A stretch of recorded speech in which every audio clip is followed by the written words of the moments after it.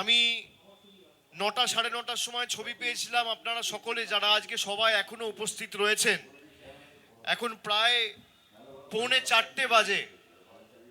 মানুষ সকাল 8:30 9টা থেকে ভিড় করা শুরু করেছে এবং যারা সকাল 9টায় এসে এই মাঠে পৌঁছেছে বা 10টায় পৌঁছেছে বা 11টায় পৌঁছেছে, তারা এই মাঠে পৌঁছানোর জন্য নিজেদের বাড়ি থেকে কমপক্ষে 2 ঘন্টা 2.5 ঘন্টা আগে বেরিয়ে, যারা পার্শ্ববর্তী জেলা বর্ধমান থেকে এসছেন, কেউ সকাল 6টায় বেরিয়েছেন, কেউ ভোর 5টায় বেরিয়েছেন। আমি আপনাদের কাছে প্রথমেই ক্ষমা প্রার্থী, আমার আসতে একটু দেরি হয়েছে, একটু কাল বিলম্ব হয়েছে।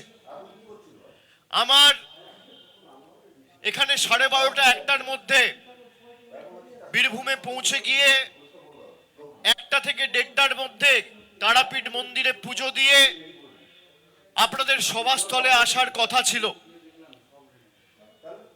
আমার যে হেলিকপ্টারে করে আসার কথা, এখনো নির্বাচন শুরুই হয়নি, নির্বাচনের দিনকাল ঘোষণা হয়নি, নির্বাচনের দামামা হয়তো বেজে গেছে এসআইআর এর মাধ্যমে, কিন্তু নির্বাচন অফিসিয়ালি এখনো পর্যন্ত ঘোষণা করা হয়নি। তার আগে থেকেই বাংলা বিরোধী এবং জমিদারদের চক্রান্ত, আমার হেলিকপ্টারের একটা পারমিশন যেটা সকাল 11টায় দেওয়ার কথা ছিল, এখনো পর্যন্ত সেটা দেয়নি।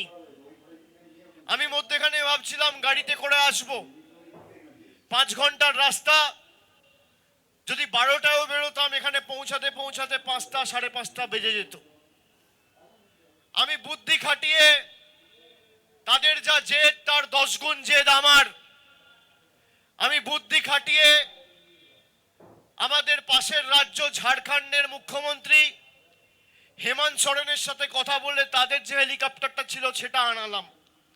সেই হেলিকপ্টারে করে 2 ঘন্টা দেরি হয়েছে, কিন্তু বিজেপির যা জেদ, বাংলা বিরোধী জমিদারদের যা জেদ, তার 10 গুণ জেদ আমার।